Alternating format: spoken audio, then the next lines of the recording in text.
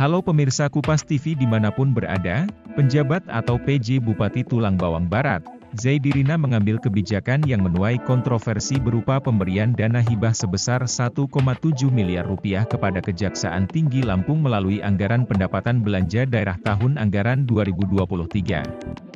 Pemberian dana hibah ke Kejati Lampung sempat ditolak oleh DPRD Tubaba, namun pihak eksekutif tetap memasukkannya dalam APBD tahun anggaran 2023. Dana hibah akan digunakan untuk membangun masjid di kantor Kejati Lampung.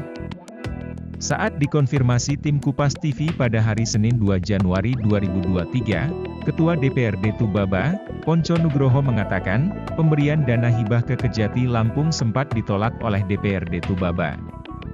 Namun, pihak eksekutif tetap memasukkannya ke dalam APBD TA 2023, dan akan melihat proses penggunaan dana hibah itu seperti apa. Menurut Ponco, pemberian dana hibah sebesar itu sangat luar biasa. DPRD Tubaba akan melihat output yang dihasilkan dengan dana hibah sebesar itu, dan selanjutnya dievaluasi. Karena pihaknya juga menunggu reaksi dari Kejagung dengan adanya dana hibah ke Kejati Lampung ini. Selain Kejati Lampung, Pemkab Tubaba juga mengalokasikan dana hibah melalui APBD TA 2023 ke Kejari Tubaba untuk pembuatan pagar. Menurutnya, kebijakan Pemkab Tubaba agak berbeda dengan daerah lain. Karena dirinya belum pernah tahu ada kabupaten kota lain beri dana hibah ke Kejati. Kalau Kejari dan Polreskan lingkungan kabupaten, tentu hal wajar kalau diberi dana hibah. Maka DPRD akan terus melakukan fungsi pengawasan khususnya terkait penggunaan dana hibah ke Kejati Lampung ini. Keberatan juga disampaikan oleh tokoh adat yang bergabung dalam Federasi Adat Marga 4 Kabupaten Tubaba. Ketua Federasi Adat Marga 4 Kabupaten Tubaba, Herman Arta RM Gelar Sultan Kuasa Marga mengatakan, saat ini persoalan pemberian dana hibah 1,7 miliar rupiah dari Pemkab Tubaba ke Kejati Lampung sedang booming. Menurut Herman Arta, dana hibah APBD bisa diperuntukkan kepada siapa saja. Namun, persoalannya harus mengutamakan yang lebih penting. Maka dalam setiap musrenbang tidak pernah menyampaikan banyak usulan. Harapannya adalah utamakan kebutuhan daripada keinginan, ia mengungkapkan, saat ini kebutuhan pembangunan di Tubaba masih cukup banyak. Di antaranya, kantor dinas instansi masih banyak yang belum dibangun, apalagi jalan. Ia juga mengingatkan agar Pemkab Tubaba mempertimbangkan kembali pemberian dana hibah ke Kejati Lampung tersebut. Ia mengaku belum ada niat untuk menyampaikan aspirasi tersebut ke Pemda Tubaba. Meskipun saat ini sudah ada beberapa tokoh adat yang meminta ia menggelar rapat untuk membahasnya. Tapi sementara ini masih dipending.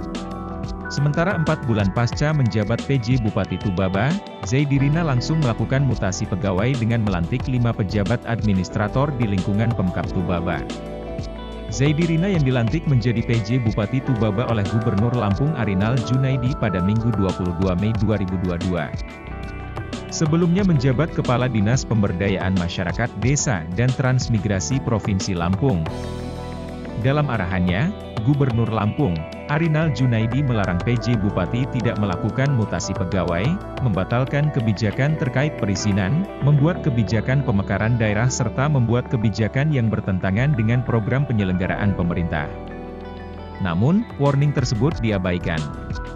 Zaidirina melantik dan mengambil sumpah jabatan 5 pejabat administrator eselon 3 di lingkungan Pemkab Tubaba.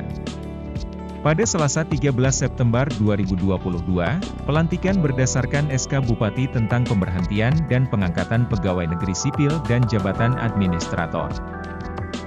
5 pejabat yang dilantik adalah Yanto menjadi Kepala Bagian Tapem Pemkab Tubaba, Aidil Adrian Patikraton Sekretaris Diskominfo, Kadri Septiawan Sobri Sekretaris Dinas Peternakan dan Kesehatan Hewan, Agus Dwi Pratono Sekretaris Camat Tulang Bawang Udik dan Meriasari Umar sebagai Kepala Bidang Pelatihan dan Penempatan Disnaker Trans Tubaba.